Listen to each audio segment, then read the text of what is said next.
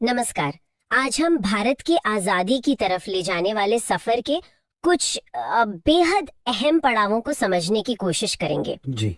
हमारे पास जो स्रोत है वो 1857 के विद्रोह से शुरू होकर 1947 में मिली आजादी तक फैली घटनाओं, व्यक्तियों और मतलब सोच के अलग अलग धागों को समेटते हैं। आज हमारी कोशिश रहेगी कि इन बिखरे हुए हिस्सों को जोड़कर एक तस्वीर बनाएं। देखें कि कैसे बिल्कुल अलग अलग तरीकों और विचारधाराओं ने मिलकर आखिरकार स्वतंत्रता का रास्ता खोला। ये वाकई एक दिलचस्प पड़ताल होगी।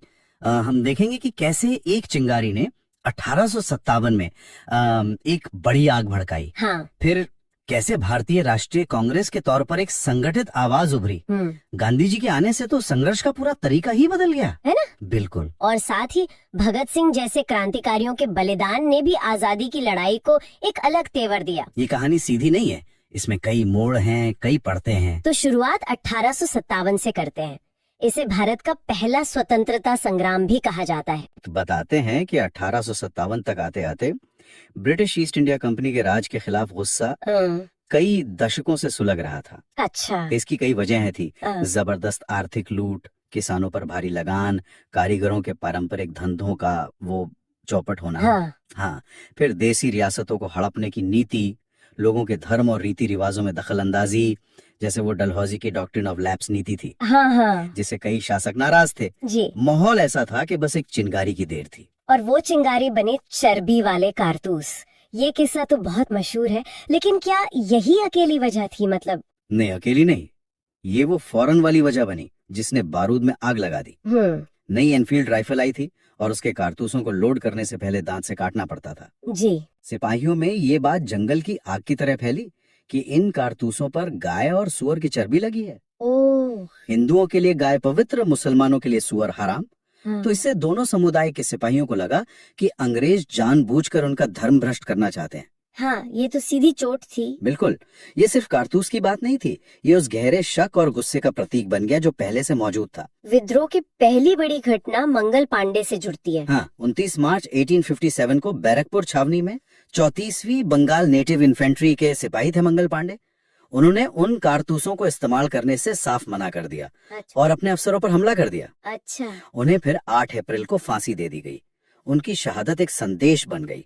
लेकिन असली धमाका हुआ मेरठ में। मेरठ में? वहाँ क्या हुआ था जिसने विद्रोह को पूरे उत्तर भारत में फैला दिया? तो 10 मई 1857 को मेरठ में 85 सिपाहियों ने कारतूस इस्तेमाल करने से इनकार कर दिया। उन्हें सजा दी गई, बेड़ियां पहनाई गई। अगले ही दिन उनके साथी सिपाहियों ने बगावत कर दी। अच्छा। उन्होंने जेल तोड़कर अपने साथियों को छुड़ाया, ब्रिटिश अफसरों को मारा और दिल्ली चलो का नारा लगाते हुए दिल्ली की तरफ कूच कर गए। दिल्ली चलो? हाँ। 11 मई को वे दिल्ली पहुंचे और वहां मौजूद बूढ़े मुगल बादशाह बहादुर शाह जफर को हिंदुस्तान का सम्राट घोषित कर दिया। ये एक बड़ा रणनीतिक कदम था, क्योंकि मुगल बादशाहत अभी भी लोगों के मन में एक प्रतीक थी। हाँ, एक चेहरा मिल गया। जी। जिसने विद्रोह को एक केंद्रीय चेहरा देने की कोशिश की। बहादुर शाह जफर तो शायद खुद भी इसके लिए तैयार नहीं थे। उनके अलावा और कौन सी बड़े नाम इस विद्रोह से जुड़े? बहादुर शाह जफर वाकई में एक कह सकते हैं अनिच्छुक नेता थे, लेकिन उनकी मौजूदगी ने विद्रोह को एक वैधता दी। लेकिन असली लड़ाई तो कई और योद्धा लड़ रहे थे। झांसी की रानी लक्ष्मीबाई। हाँ, उनका नाम तो सबसे पहले आता है। जी, जो अपने दत्तक पुत्र के हक के लिए और अपनी रियासत बचाने के लिए लड़ी, उनकी बहादुरी तो आज भी मिसाल है। बिल्कुल। कानपुर में नाना साहब थे जो आखिरी पेशवा बाजीराव द्वितीय के दत्तक पुत्र थे और मराठा गौरव वापस पाना चाहते थे। अच्छा। उनके साथ थे उनके बेहद काबिल सेनापति तात्या टोपे। उन्होंने गुरिल्ला युद्ध नीति से अंग्रेजों को काफी परेशान किया। तात्या टोपे, हाँ। बिहार में कुंवर सिंह थे, अवध में बेगम हजरत महल थी। कई स्थानीय जमींदार और तालुकदार भी शामिल हुए। तो ये विद्रोह पहला कहाँ तक और आखिरकार इसे दबा कैसे दिया गया? क्या एकता की कमी थी? मतलब तालमेल नहीं था? ये विद्रोह दिल्ली, मेरठ, लखनऊ, कानपुर, झांसी, ग्वालियर, बरेली, फैजाबाद, आरा जैसे कई बड़े केंद्रों में फैला। इसमें सिपाहियों के साथ साथ किसान, दस्तकार, आम लोग भी बड़ी संख्या में शामिल हुए। लेकिन स्रोत यही बताते हैं कि विद्रोहियों के बीच वो तालमेल और एक साझा रणनीति की कमी थी। सबके अपने अपने हित और लक्ष्य भी थे कुछ हद तक। दूसरी तरफ अंग्रेजों के पास बेहतर संचार साधन थे, टेलीग्राफ वगैरह। हाँ, वो तो था। आधुनिक हथियार और एक केंद्रीय कमान थी। उन्होंने सिख रेजिमेंट और गोरखाओं जैसी भारतीय सेनाओं की मदद से धीरे धीरे विद्रोह को कुचला। सितंबर 1857 में दिल्ली पर फिर कब्जा हो गया। लखनऊ और कानपुर में भयंकर लड़ाई हुई। रानी लक्ष्मीबाई जून 1858 में लड़ते हुए वीर गति को प्राप्त हुई। और तात्या टोपे? तात्या टोपे अप्रैल 1859 तक संघर्ष करते रहे, फिर पकड़े गए और उन्हें फांसी दे दी गई। तो विद्रोह पूरी तरह सफल नहीं हुआ, लेकिन इसका दूरगामी असर क्या पड़ा? कुछ तो बदला होगा। हाँ, सैनिक तौर पर विद्रोह असफल रहा, लेकिन इसने ब्रिटिश राज की नींव हिला दी। सबसे बड़ा तात्कालिक नतीजा ये हुआ कि भारत से ईस्ट इंडिया कंपनी का शासन खत्म हो गया। अच्छा, कंपनी राज खत्म? जी, और भारत का शासन सीधे ब्रिटिश क्राउन यानी महारानी विक्टोरिया के हाथ में आ गया। इससे भी अहम बात यह है कि 1857 ने अनजाने में ही सही भारतीय राष्ट्रवाद की भावना को जन्म दिया। पहली बार इतने बड़े पैमाने पर लोग एक विदेशी ताकत के खिलाफ लड़े थे। ये साझा अनुभव और कुर्बानियां आने वाली पीढ़ियों के लिए प्रेरणा बन गईं। 1857 की हार ने शायद ये भी दिखाया कि सिर्फ हथियारबंद विद्रोह से अंग्रेजों को हराना मुश्किल है ना? शायद।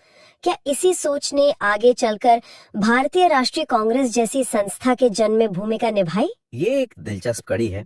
1857 के करीब 30 साल बाद 1885 में भारतीय राष्ट्रीय कांग्रेस यानी आईएनसी की स्थापना हुई। हाँ? और हाँ, ये बात गौर करने लायक है कि इसकी पहल एक retired British civil servant A.O. Hume ने की थी। हाँ, ये थोड़ा अजीब लगता है। कुछ स्रोत बताते हैं कि ह्यूम और उस समय के वाइसरॉय लॉर्ड डफरिन इसे एक सेफ्टी वॉल्व की तरह देखते थे। सेफ्टी वॉल्व मतलब ये कि पढ़े लिखे भारतीयों को अपनी भड़ास निकालने का एक मंच मिल जाए, ताकि 1857 जैसा विस्फोट दोबारा ना हो। अच्छा, चालाकी। हाँ, लेकिन जो भारतीय नेता इससे जुड़े, जैसे दादा भाई नौरोजी, फिरोज शाह मेहता, बदरुद्दीन तैयब जी, उनका नजरिया अलग था। वे इसे भारतीयों की राजनीतिक आकांक्षाओं को आवाज देने और एक राष्ट्र के रूप में संगठित होने का जरिया मानते थे। तो कांग्रेस का पहला अधिवेशन बॉम्बे में हुआ था, है ना? जी, पहले पुणे में होना था, लेकिन वहां प्लेग फैल गया था, तो 28 दिसंबर 1885 को बॉम्बे के गोकुलदास तेजपाल संस्कृत कॉलेज में 72 प्रतिनिधि मिले। 72 लोग? हाँ, पहले अध्यक्ष थे कलकत्ता के जाने माने वकील व्योमेश चंद्र बैनर्जी। शुरुआती सालों में कांग्रेस का रवैया कैसा था? क्या वो सीधे आजादी मांग रही थी या कुछ और? नहीं, सीधे आजादी नहीं। शुरुआती दौर मतलब लगभग 1885 से 1905 तक वो नरम दल का दौर कहलाता है। नरम दल? हाँ, कांग्रेस का जोर याचिकाओं, ज्ञापनों और संवैधानिक दायरे में रहकर सुधारों की मांग करने पर था। कैसे की? क्या मांगे थी? जैसे सिविल सेवाओं में भारतीयों को ज्यादा मौके मिलें, विधान परिषदों का विस्तार हो, नमक कर कम हो, इस तरह की बातें। इन शुरुआती सालों का मुख्य उद्देश्य था देश के अलग अलग हिस्सों और समुदायों के पढ़े लिखे लोगों को एक मंच पर लाना। एकता बनाना पहली प्राथमिकता थी। ये एकता बनाने की कोशिश उनके अध्यक्षों के चुनाव में भी दिखती है। मैंने पढ़ा कि अलग अलग समुदायों से अध्यक्ष चुने गए। बिल्कुल सही, ये एक सोची समझी रणनीति थी। दूसरे अध्यक्ष 1886 में कलकत्ता में दादा भाई नौरोजी बने, जो पारसी थे। Grand old man of India. जी हाँ, grand old man of India. तीसरे अध्यक्ष 1887 में मद्रास में बदरुद्दीन तैयब जी थे, पहले मुस्लिम अध्यक्ष। चौथे 1888 में इलाहाबाद में जॉर्ज यूल थे, पहले अंग्रेज अध्यक्ष। अच्छा, अंग्रेज भी? हाँ, ये दिखाने की कोशिश थी कि कांग्रेस किसी एक धर्म, जाति या इलाके की नहीं, बल्कि पूरे भारत की नुमाइंदगी करती है। और वो वंदे मातरम वाला किस्सा? हाँ, वो भी अहम है। 1896 में कलकत्ता अधिवेशन में जिसके अध्यक्ष रहमतुल्लाह सयानी थे, एक और मुस्लिम नेता जी, वहीं पर पहली बार बंकिम चंद्र चटर्जी का वंदे मातरम गाया गया, जो बाद में आंदोलन का कितना बड़ा नारा बना। ये सब कदम एक अखिल भारतीय पहचान बनाने की दिशा में थे। लेकिन 20वीं सदी की शुरुआत में कांग्रेस के अंदर ही बदलाव की आहट सुनाई देने लगी थी। गरम दल का उभार कैसे हुआ? कुछ तो हुआ होगा। हाँ बिल्कुल, करीब 1905 आते आते कांग्रेस के अंदर एक नया धड़ा उभर रहा था, जिन्हें गरम दल या उग्रवादी कहा गया। गरम दल? जी, लाला लाजपत राय, बाल गंगाधर तिलक और बिपिन चंद्र पाल, जिन्हें लाल बाल पाल की तिकड़ी कहा जाता था। हाँ, लाल बाल पाल। ये नेता नरम दल की भिक्षावृत्ति वाली नीति से, मतलब सिर्फ अर्जियां देने से सहमत नहीं थे। उन्हें लगता था कि सिर्फ अर्जियों से कुछ नहीं होगा, अंग्रेजों पर दबाव बनाना पड़ेगा।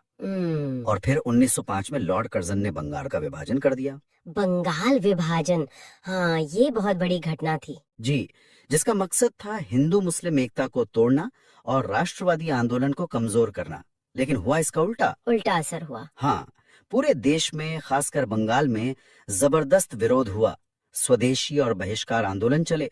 इसी माहौल ने गरम दल को और मजबूत किया। इसी पृष्ठभूमि में 1906 में कांग्रेस ने पहली बार स्वराज का लक्ष्य अपनाया। जी, 1906 के कलकत्ता अधिवेशन में दादा भाई नौरोजी को फिर से अध्यक्ष बनाया गया ताकि नरम और गरम दल में बढ़ते टकराव को टाला जा सके। अच्छा, एक तरह से बीच का रास्ता। हाँ बिल्कुल। इसी अधिवेशन में पहली बार कांग्रेस के मंच से स्वराज यानी स्वशासन का लक्ष्य घोषित किया गया। ये एक बड़ा कदम था। हालांकि तब स्वराज का मतलब पूरी तरह आजादी था या ब्रिटिश साम्राज्य के भीतर स्वशासन, इस पर मतभेद थे। लेकिन ये एकता टिकी नहीं। अगले साल सूरत में फूट पड़ गई, सूरत स्प्लिट। हाँ, दो डागे से। 1907 के सूरत अधिवेशन में अध्यक्ष पद के चुनाव और कामकाज के तरीकों को लेकर नरम दल और गरम दल के बीच मतभेद इतने बढ़ गए कि हाथापाई तक की नौबत आ गई। सच में? जी। और कांग्रेस दो हिस्सों में बढ़ गई। इसे सूरत स्प्लिट कहते हैं। ये राष्ट्रीय आंदोलन के लिए एक बड़ा झटका था। इसने अंग्रेजों को गरम दल के नेताओं पर सख्ती करने का मौका दे दिया। तिलक को 6 साल के लिए बर्मा भेज दिया गया। कांग्रेस में ये सब चल रहा था, लेकिन उसी दौरान पंजाब में किसानों की आवाज भी उठी, जिसमें सरदार अजीत सिंह का नाम आता है। ये कौन थे? भगत सिंह से क्या रिश्ता था? सरदार अजीत सिंह शहीद भगत सिंह के चाचा थे। अच्छा, चाचा थे। जी, वे एक जबरदस्त किसान नेता और क्रांतिकारी विचारक थे। 1907 में पंजाब में अंग्रेज सरकार कुछ ऐसे कानून लाई थी जिनसे किसानों की जमीन छीनने का खतरा था, जैसे पंजाब कॉलोनाइजेशन एक्ट। अजीत सिंह ने इसके खिलाफ जोरदार आंदोलन छेड़ा, जिसे पगड़ी संभाल जट्टा आंदोलन कहा गया। पगड़ी संभाल जट्टा, क्या मतलब था इसका? ये नारा किसानों के आत्मसम्मान को जगाने वाला था कि भाई अपनी इज्जत, अपनी जमीन बचाओ। अच्छा। उन्होंने भारत माता नाम का एक क्रांतिकारी अखबार भी चलाया। उनके भाषण इतने असरदार थे कि अंग्रेज सरकार घबरा गई। तो फिर? तो उन्हें और लाला लाजपत राय को गिरफ्तार करके बिना मुकदमा चलाए बर्मा की मांडले जेल भेज दिया। बिना मुकदमे के? हाँ। अजीत सिंह ने अपनी जिंदगी के करीब 38 साल निर्वासन में गुजारे। और विडंबना देखिए, वे भारत की आजादी के दिन 15 अगस्त 1947 को ही वापस लौटे और उसी दिन उनका निधन हो गया। ओह, क्या संयोग है। जी। तो एक तरफ कांग्रेस के भीतर वैचारिक संघर्ष चल रहा था, दूसरी तरफ किसान आंदोलन और क्रांतिकारी गतिविधियां भी हो रही थी। फिर 1915 में गांधी जी भारत लौटे। इसने तो सब कुछ बदल दिया होगा। बिल्कुल। मोहनदास करमचंद गांधी 1915 में दक्षिण अफ्रीका से भारत लौटे। वहां वे 20 साल से ज्यादा रहकर रंग भेद के खिलाफ अहिंसक प्रतिरोध, जिसे उन्होंने सत्याग्रह का नाम दिया था, सत्याग्रह, हाँ, उसका सफल प्रयोग कर चुके थे। सत्याग्रह यानी सत्य के लिए आग्रह, बिना हिंसा किए अन्याय का विरोध करना। भारत आकर उन्होंने इसी सत्याग्रह को अंग्रेजी हुकूमत के खिलाफ अपना हथियार बनाया। इसने स्वतंत्रता आंदोलन का चरित्र ही बदल दिया, उसे आम जनता तक पहुंचा दिया। गांधी जी के आने के बाद कौन सी अहम घटनाएं हुई? लखनऊ समझौता काफी महत्वपूर्ण माना जाता है ना? हाँ, 1916 का लखनऊ अधिवेशन 2 वजहों से अहम था। एक तो सूरत में बिछड़े नरम दल और गरम दल फिर से एक हो गए। अच्छा, वो वापस मिल गए? जी। दूसरा, इसी अधिवेशन में कांग्रेस और मुस्लिम लीग, जिसके नेता तब मोहम्मद अली जिन्ना भी थे। हाँ, जिन्ना भी थे उस समय। उनके बीच एक समझौता हुआ जिसे लखनऊ पैक्ट कहते हैं। दोनों ने मिलकर अंग्रेजों से संवैधानिक सुधारों की मांग करने का फैसला किया। ये हिंदू मुस्लिम एकता की दिशा में एक बड़ा कदम माना गया। हालांकि ये एकता आगे चलकर कायम नहीं रह सकी। लेकिन 1919 में जलियांवाला बाग नरसंहार हुआ।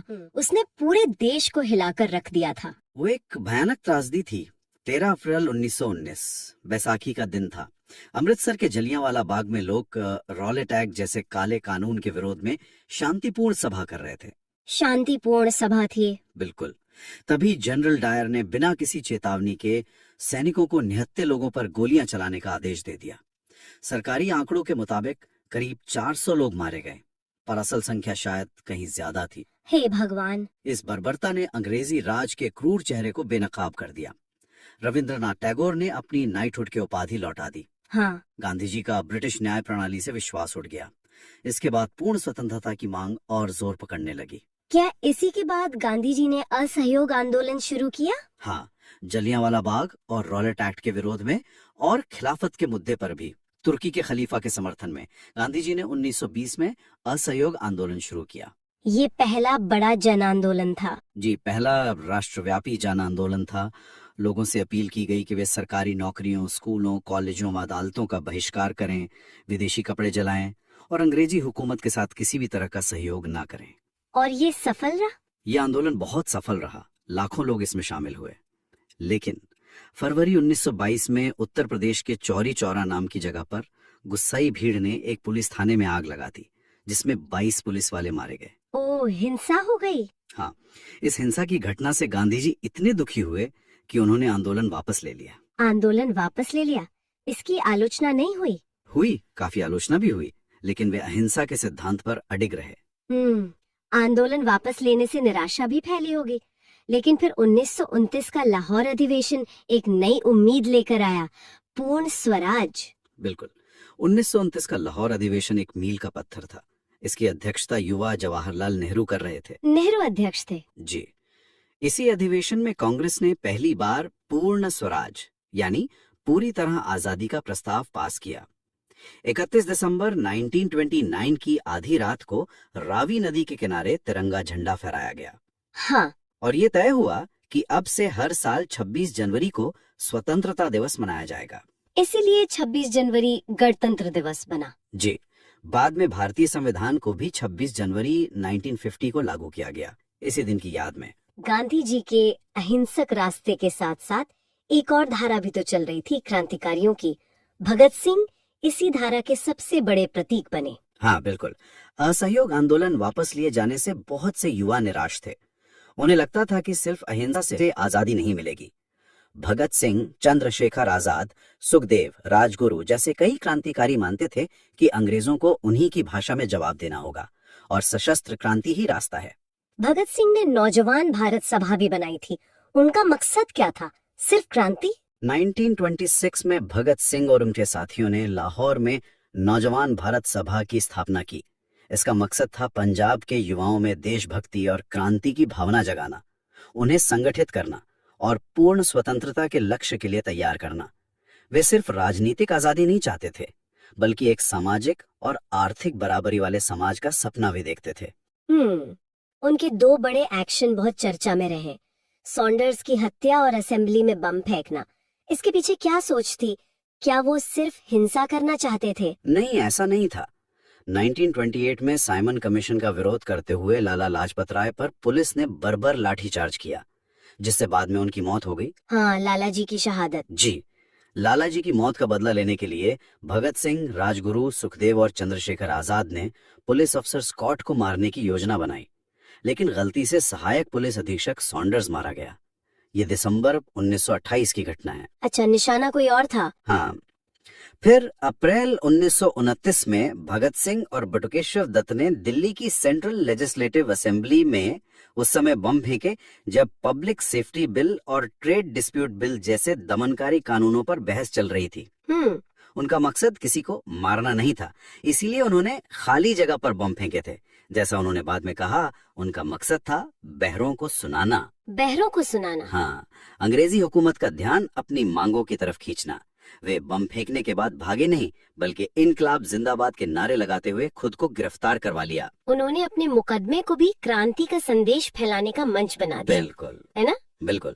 जेल में उन्होंने भूख हड़तालें की, अदालत में अपने क्रांतिकारी विचार रखे। इनकलाब जिंदाबाद, क्रांति अमर रहे का नारा उन्होंने ही लोकप्रिय बनाया। हाँ, ये नारा तो अमर हो गया। जी। उनका मकसद सिर्फ आजादी नहीं, बल्कि एक ऐसे समाज की स्थापना था जहाँ शोषण न हो। पूरे देश में उनकी रिहाई के लिए आवाज उठी, लेकिन अंग्रेज सरकार ने उन्हें नहीं छोड़ा। 23 मार्च 1931 को भगत सिंह, सुखदेव और राजगुरु को लाहौर सेंट्रल जेल में फांसी दे दी गई। सिर्फ 23 साल की उम्र में? हाँ, मात्र 23 साल की उम्र में। उनकी शहादत ने उन्हें हमेशा के लिए अमर कर दिया। वे आज भी युवाओं के लिए साहस, बलिदान और क्रांतिकारी चेतना के प्रतीक हैं। भगत सिंह की शहादत के बाद भी संघर्ष जारी रहा। गांधी जी का सविनय अवज्ञा आंदोलन इसी दौर में हुआ। हाँ, 1930 में गांधी जी ने सविनय अवज्ञा आंदोलन छेड़ा। इसकी शुरुआत उनके मशहूर दांडी मार्च से हुई। नमक सत्याग्रह? जी, नमक सत्याग्रह। गांधी जी ने अपने 78 अनुयायियों के साथ साबरमती आश्रम से दांडी समुद्र तट तक लगभग 240 मील की पैदल यात्रा की। पैदल? हाँ, पैदल। और वहां समुद्र के पानी से नमक बनाकर अंग्रेजों के नमक कानून को तोड़ा। नमक एक ऐसी चीज थी जो हर आम भारतीय की जरूरत थी और उस पर टैक्स लगाकर अंग्रेज सरकार भारी मुनाफा कमा रही थी। इस नमक सत्याग्रह ने पूरे देश में सविनय अवज्ञा की लहर फैला दी। लोगों ने जगह जगह नमक कानून तोड़ा, शराब की दुकानों पर धरने दिए, विदेशी कपड़ों का बहिष्कार किया, लाखों लोगों को जेल में डाला गया। इसी बीच 1931 का कराची अधिवेशन भी महत्वपूर्ण था। उसमें क्या खास हुआ? 1931 का कराची अधिवेशन, जिसकी अध्यक्षता सरदार वल्लभ भाई पटेल ने की, इसलिए महत्वपूर्ण है क्योंकि इसमें कांग्रेस ने पहली बार मौलिक अधिकारों और राष्ट्रीय आर्थिक नीति पर एक प्रस्ताव पारित किया। मौलिक अधिकार मतलब फंडामेंटल राइट्स? जी बिल्कुल। इसमें बताया गया कि आजाद भारत में नागरिकों के अधिकार क्या होंगे, देश की आर्थिक नीतियां कैसी होंगी। एक तरह से ये स्वतंत्र भारत के संविधान का खाका खींचने जैसा था। अच्छा। ये अधिवेशन भगत सिंह और उनके साथियों की फांसी के तुरंत बाद हुआ था, इसलिए माहौल काफी गंभीर था। सुभाष चंद्र बोस का कांग्रेस से अलग होना भी इसी दशक की घटना है। उनके क्या मतभेद थे गांधी जी से? जी, सुभाष चंद्र बोस 2 बार कांग्रेस अध्यक्ष चुने गए, 1938 में हरिपुरा में और 1939 में त्रिपुरी में। हाँ। लेकिन 1939 में गांधी जी और कांग्रेस के अन्य वरिष्ठ नेताओं से उनके मतभेद गहरे हो गए। बोस चाहते थे कि द्वितीय विश्व युद्ध के मौके का फायदा उठाकर अंग्रेजों के खिलाफ तुरंत एक बड़ा आंदोलन छिड़ा जाए। अच्छा, वो तुरंत एक्शन चाहते थे? हाँ, जबकि गांधी जी और अन्य नेता इसके लिए तैयार नहीं थे। शायद वो सही समय का इंतजार कर रहे थे या तरीका अलग चाहते थे। इन मतभेदों के चलते बोस ने कांग्रेस अध्यक्ष पद से इस्तीफा दे दिया और फॉरवर्ड ब्लॉक नाम से अपनी अलग पार्टी बनाई। और फिर वो देश से बाहर चले गए? जी, बाद में वे भारत से बाहर चले गए और आजाद हिंद फौज का गठन किया। और फिर स्वतंत्रता संग्राम का आखिरी बड़ा जन आंदोलन 1942 का भारत छोड़ो आंदोलन, करो या मरो। ये गांधी जी का आखिरी और शायद सबसे शक्तिशाली आह्वान था। दूसरा विश्व युद्ध चल रहा था। गांधी जी ने अंग्रेजों को स्पष्ट संदेश दिया, भारत छोड़ो, क्विट इंडिया। जी, क्विट इंडिया। 8 अगस्त 1942 को बॉम्बे में कांग्रेस ने यह प्रस्ताव पास किया और गांधी जी ने करो या मरो का नारा दिया। इसका क्या मतलब था? हिंसा के लिए कहा था? नहीं, उनका मतलब था या तो आजादी हासिल करेंगे या कोशिश में जान दे देंगे, लेकिन गुलामी में नहीं रहेंगे। अगले ही दिन गांधी जी समेत कांग्रेस के सभी बड़े नेताओं को गिरफ्तार कर लिया गया। फिर आंदोलन कैसे चला? नेताओं की गिरफ्तारी के बावजूद ये आंदोलन खुद ब खुद पूरे देश में फैल गया। लोगों ने सरकारी दफ्तरों पर हमले किए, रेलवे लाइनें उखाड़ दी, संचार व्यवस्था ठप कर दी।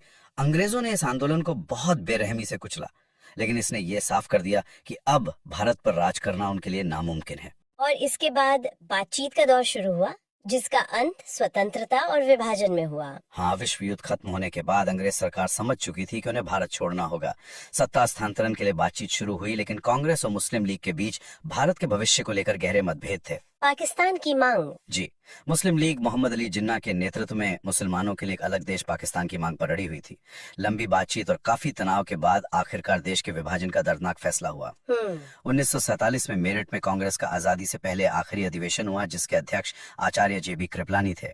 और फिर 15 अगस्त 1947 को भारत आजाद तो हुआ, लेकिन विभाजन की त्रासदी के साथ, जिसमें लाखों लोगों की जानें गईं और करोड़ों लोग बेघर हुए। तो इन सभी स्रोतों को मिलाकर देखें तो ये स्पष्ट है कि भारत की आजादी किसी एक रास्ते या एक व्यक्ति की देन नहीं थी।